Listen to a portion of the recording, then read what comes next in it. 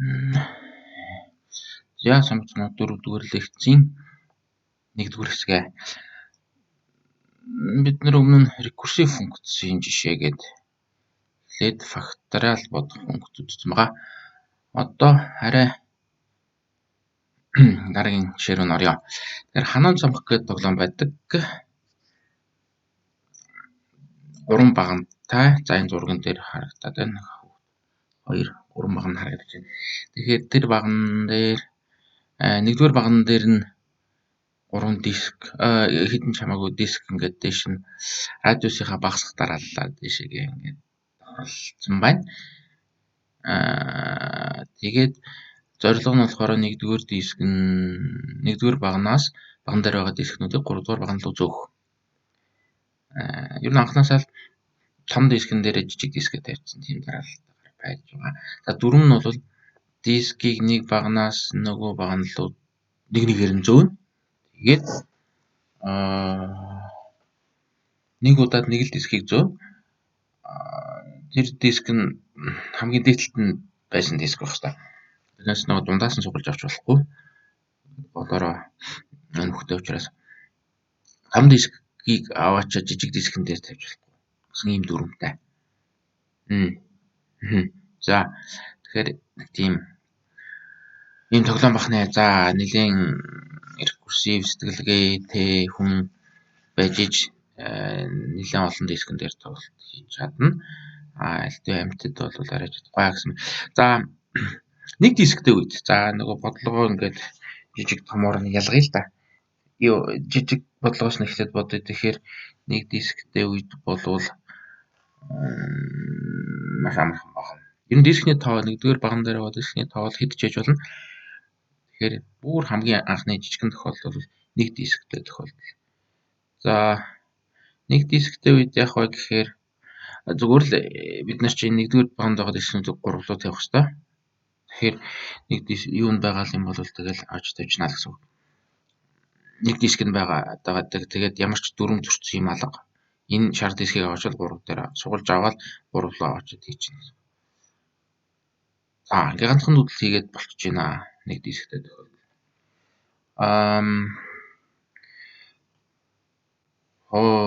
Дараагийнх нь 2 дисктэй тохиолдол. 2 дисктэй тохиолдол арай тийм юу болно гэсэн. Олон нүдэлтэй болно. Арай хүндэрч байна гэсэн манай бодлого. Энэ бол бодлогын хэмжээ гэдэг ойлголттой бодлого болгон дээр өөр байна. Тэгээд хэмжээ нь их тусмаа бодлого ер нь их бодлого хүндэрдэг. За 2 дисктэй тохиолдолд яг шууд хоёуланг нь авчир тавьж болохгүй дүрмээрээ бол тэгэхээр энэ дээр байгаа нөхөр энэ арай жижигхэн дискийг аваад тэгээд хоёр дээр тавина. Голын баган дээр тавина. Тэгэхгүй бол энэ 3 дахь баган дээр тавьчихвал нөгөө манай доотлын дискийг уулна 3 дахь баган дээр тавьж байгаа дараа нь дээр нь жижигхэн тавих хэрэгтэй шүү дээ. Тийм болохоор яг ингээд харж байгаа хүмүүс бол дээдлийн дискийг эхний нүдлээр 2 дугаар баган дээр тавих юм аа гэж харж байна. 2 дугаар баган тавьж гинэ гэдэг маань 2 дугаар баган маань тийм завсрын туслах баган болчихж байгаа гэсэн. Ер нь бол 1-ээс 3 руу явах хэрэгтэй. Аваач тавих хэрэгтэй энэ дискнүүдийг. Гэхдээ яг шууд аваач тавьж болохгүй учраас дунд нь зарим нэг саад болоод байгаа дискнүүдээ 2 гэсэн баган дээр тавьж болно. За гээд нэг нүдэл явуулчлаа. Тэгээд яг нөгөө том дискээ 3 руу тавихад садгуулсан. 2 дугаар нүдлээр хишгээ тавьчлаа. Одоо яг 2 дээр байгаа энэ дискийг 3 руу тавьчихна л гэсэн үг. За ийм юутай байна. 3 нүдлээр ингээд болчихно. Тэгэхээр 2 дисктэй үед бол 3 нүдэл хийх юм байна. За 3 дахь үед. За энэ бол нөгөө сонгодог тохиолдол. 3 таа дээр л жишээ авдаг. Энэ дээр бол түрүүчих шиг харахад жоохон хэцүү. Алийг хааш нь тавих уу гэдэг. Тэр жишээ нь хамгийн дээдлийн дискийг аваад түрүүчин 2 дисктэй уух шиг ингээд энэ дээр тавьчих юм бол дундлын дискийг 3 дээр тавих болно. Гэт ер нь бол нэг тийм онцгой байдал үүсчихнэ. Тэгэхээр нөгөө хамгийн жижигхийг бас 3 дээр тавих болно. Тэгэхээр нөгөө 2 диск маань энэ дээр ингээд оролдчихно. Тэгэхээр энэ нэгийг аваад ишээ тавих ч юм уу. Тэгээ буруу эхлүүл буруу юм орчих. Тийм болохоор яг зөв тооцоолж эхлэх юм бол хамгийн дээдлийн дискээ ягаад ч юм нөгөө нэг аваачих гэж байгаа 3 дугаар баган дээрээ тавьчихна. Гэхдээ энэ ягаад зүг бэ гэдэг нь сүүлдээ тодорхойлно. Ер нь бол сүүлдээ энэ буцаад алга болчихно гэсэн. За хоёр дахь нүүдлэр дундлын дискийг дундлын баган дээр тавьчлаа. За ингээл бүгднийг нэг нэгээр нь тараагаад тавьчлаа. Гэхдээ яг утга нь бол нэг нэгээр тарааж тавьж байгаа даа биш. Одоо энэ 3 дээр байгаа жижигхэн дискийг энэ голын баган дээр тавих хэрэгтэй. Тэгжиж 3 дугаар багнаад чөлөөлж иж манай энэ хамгийн доотлын диск дуусна гэсэн. За 3-аар чөлөөллөө. 3 дээр нөх хааш тавилаа. За энэ дээр ер нь бол яг их зөв болж байгаа учраас нэг ийм байдал ажиглагдаж байна. Манай энэ хоёр диск бол хуучин анх бол энэ хоёр диск хамгийн жижигхэн болон дундлын диск нэг дээр байсан. Манай энэ хамгийн том нэг дээр байж хат. Нэгийн дээдлэлт хоёул ингэ байжсэн. Гэтэл яг нь тэрийг ямар нэгэн арга наашин цааш нь зөвсөөр байгаа л энэ хоёр давхар дискийг хэдэн нүүдлийн дараа энэ дээр авчирчлаа гэсэн. Бүр ерөнхий нэлээд том зорилгоны юм байсан байж таарлаа. А яах гэж тэгээдсэн бэхээр яг нь энэ том дискийн дээдлэлт байгаа дискнүүдийг бүгдийг алга болгох гэж. Алга болгохдоо 3 дээр биш энэ 2 дээр л авахгүй бол яг нь алга дээдлийн нэг хоёрыг алга болгосон ч гэсэн манай хамгийн том дискийг нэгээс аваад 3 дээр тавих гэтэл энэ дээр нь бас юм байж болохгүй. Тэгэхээр яг ганц үлдэж байгаа баг нь туслах баг нь маань хоёр л болж байгаа. Тэгэхээр туслах баг нь л бүгдийг нь олчлаа. Одоо энэ туслахын дээр байгаа энэ хоёр дискээ бас ийшээгээ тавина. Гэхдээ шууд тавьж болохгүй. Зүгээр нэг нүүдлээр нь ингээд салгаад ийн яг. Тэгэхээр нэг нь шин тавьчлаа. Нэг дөрөв хонлон жижигнээ тэгээд дундынхаа 3 дахь тавлаа. Тэгээд хамгийн жижиг дээр нь тавлаа гэдэг. Ингээд нийтдээ 7 нүүдлээр хийж байна. За тэгэхээр яг нүүдлийн тооны хувьд бол ер нь бараг зүйдэх харж байгаа. Нэгдээ үед нэгийг хийсэн. Нэг нүүдлээр хийсэн. Хоёртой үед бол 3-аар хийсэн.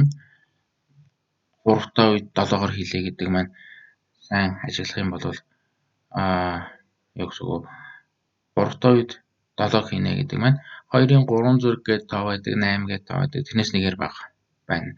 2-той үед 3 хийсэн гэдэг чинь 2-ын 2 зэрэг гээд 4 гээд тоо байдаг. Тэрнээс нэгээр бага. Нэгийн үед ч гэсэн ялгаагүй. Энэ 2-ын 1 зэрэг гээд тоо байлаа. 2 гээд тоо тэрнээс нэг асар нэг гарна. Ер нь бол зүй төглөөр нь харахад л 2-ын ямар тэр дискний тоогоор зэрэг гээд нэг тоглоод тэрнээс нэг асантай. Зүйд оны үйлдэл хийнэ. Яг саяны зарчмаар тоглол. За саяны зарчмаа дахиад нэг дэлгэрүүл арай товч байдлаар тайлбарлая. Яагаад тэгэхээр түрүүний 7 нүүдэл дээр бол ингээл ийшээ тийшээ гээд баахан нүүдлүүд яваадсан. Одоо бол ерөнхийдөө нэг зорилгоор нь нүүдлүүдэд товчилчий. Нэлээд нүүдлийг нийлүүлээд ингэх гэж байгаамаа гэд нэрлэлчээ. Тэгэхээр нэгдүгээр алхам бол 3 дугаар багны тусламжтайгаар 1-р багны дээд талын 2 дискийг хоёрлоо зөөх. Өөрөөр хэлбэл ер нь бол энэ хоёрыг аваад дээдлийн 2 дискийг аваад ямар нэг аргаар энэ хоёр дээр ингээд яг энэ дарааллаар нь авчиж тавих гэдэг. Шууд бол болохгүй. Гэхдээ нөгөө ингээд наашаа төсөр байгаа. Тэгэхдээ завсарт зайгаар нь энэ 3 дугаар баган дээр янз бүрийн дискнүүд төр зур ирж болно. Тэгэхээр ийм том нүүдлүүдэд за алхам гэд нэрлэж юм бол ийм хідэн алхмаас тогтно. Манай хэрэм дээдлийн хоёрыг авчаа энэ тавьчлаа. Болно гэдгийг бид нар харсан. Дараа нь за 2 дугаар алхам нь болохоор үлдсэн ганц диск буюу энэ суларчсан дискээ аваад 3 дээр тавьчихна. За 3 дээр тавьчихна. За энэ бол чөлөөтэй болцсон байна хийгээд явчихна. Дараа нь 3 дээр тавьчлаа. Тэгээд сүүлийн алхам болохоор энэ хоёрыг ямар нэг аргаар бас нааш зөвсөөрөөд энэ том дискний дээр ингээд яг зөв дараалал нэг байрлуулах гээд.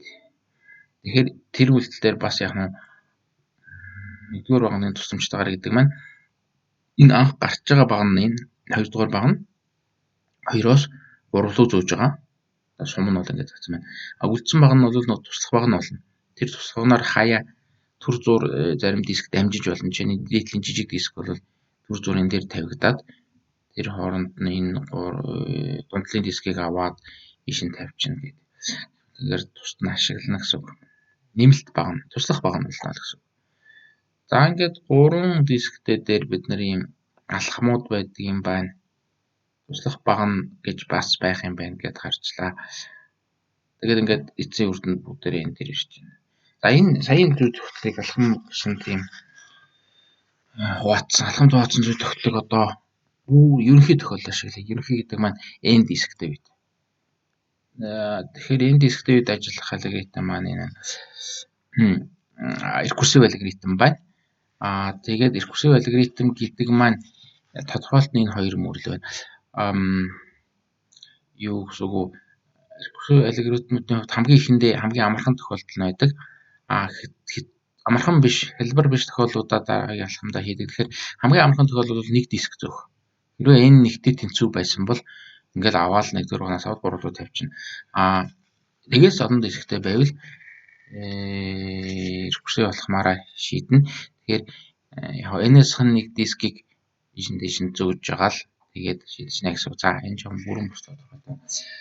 Тэгэхээр ингээ энэ доор бүр яг бүтэн бодолд маань тэгэхээр энэ дискийг 1-р багнаас 3-р багт руу зөөө гэсэн тийм бодлого байлаа гэхэд эхлээд бид нар хамгийн доотлын том диск n гэдэг дискээс бусад n радиустай дискээс бусад дээдлийн жижигхэн юм бүх дискнуудыг аваад n-ээс 1-ээс аваад n-ээс 2-р диск хэмжээний явсаар аваад 1-р диск хамгийн жижигхэн радиустай диск хүртэл тэр n-ээс 1 ширхэг дискийг аваад 1-р багнаас 2-р багт руу зөөчихнө. Ямар нэг аргаар зөөчихнө.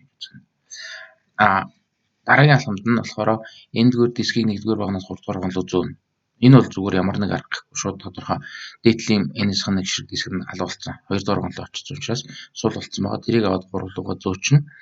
Тэрний дараа ямар ажиллах вэ гэхээр бид нар нөгөө 2-р баган дээр аваач хайцсан n-ээс 1 ширхэг дискийг 2-р багнаас нь 3 руу зөөх.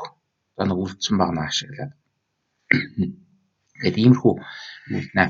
Иймэрхүү ажлыг. Тэгэхээр яг энд 1-р мөр, 1-р алхам, 3-р алхам хоёр хоёлаа n-ээс 1 гэсэн давхар дискийг зөөх тийм алхам байна. Яг энэ чинь нөгөө дотор нь задлаад дотроо хэдэн зүйлд ороод тэгээд олон зүйлтөр задраад явчихна л да. Тэгэхээр би түрүүний хэлснээр бол 1-р багнаас 2-р баган руу n-ээс 1 диск зөөнө гэдгийг ямар нэг аргаар зөөнө гэдэг маань яг нөгөө 3-р багнаа ашиглаж байгаа наашин цаашин дискнүүдийг зөөсөөр болно гэсэн үг. Тэгээд ерөнхийдөө энэ ихний мөр 3 дахь мөр 2 цаашаа рекурсивээр дуудагт өөрөөр хэлбэл n-ээс 1 дискийг ямар нэг багнаас ямар нэг баган руу зөö гэсэн бодлого болчихлоо. Тэр маань манай анхны n дискийг бас нэг ямар нэг багнаас ямар нэг баган руу зөö гэдэг бодлогоос ямар ялгаатай вэ гэхээр энэ дискийн тоонд нэгээр багассан байна. Тэгэхээр энэ маань бас цаашаа дотроо задраад n-ээс 2 дискийг ийм болгох гэдэг рекурсивээр багасгасаар хагаад эзэн нэгэн цагт нэг дискийг тэрнээс тэрлүү зөö гэсэн нэг тийм шууд биелүүлж болохоор тийм команд руу орно. За тэгэхээр тэрийг биелүүлээд үндсэн тохиолдол руу орчлоо гэж биелүүлээд явсаар хагаад тэгээд рекурсив маягаар бодогдох юм аа. За тэгэхээр нэг дисктэй үед бол нэг л нөгөө зөөлт хийн, диск зөөлт хийн. Энэ дисктэй үед бол хоёрын зэрэгс нэг зөөлт хийнэ. За яг рекуррент томьёогоор бол n дискийг зөөхийн тулд 2-ыг үржихэнтэйгээ n-ээс 1 буюу n-ээс 1 дискийг 2 удаа зөөгөөд гэдэг маань эхний болон 3-р мөр. Тэгээд тэгэхэд зарцуулах хугацаа зөөлтийн тоон дээр нэмэх нь 1 буюу нөгөө суларсан ганц дискээ 2-р мөр нөгөө байгаа багнаас нь очих хөстэй баган руу зөөх гэдэг. За ингээд гаргаж байна. За бид нар яг энэ рекуррент харьцаанаас яаж 2-ын n зэрэгс 1 болгоод байгааг үүснэ. Гаргалтайг нь хийж үзсэн. Одоохондоо зүгээр юм байдаг гэж үзчихье. За тэгэхээр нүүдлийн тоо гэдэг бол ийм 2-ын n зэрэг экспоненциал алгоритм болчлоо. Айгүй хурдан өсдөг. Өөрөөр нэг дисктэй үед нэг нүүдэл хийн ингээд 3-тай үед 7 хийн гэж бид нар харсан. Ямсараа 32 диск зөөнө гэвэл 4 тэрбум орчим үед хийн. Тэгэхээр энэ бол басар ийм хурдан өсдөг. Үйлдэлүүдийн хурдан өсдөг. Ер нь бол ийм экспоненциал хугацаанд бодогдох бодлого байна.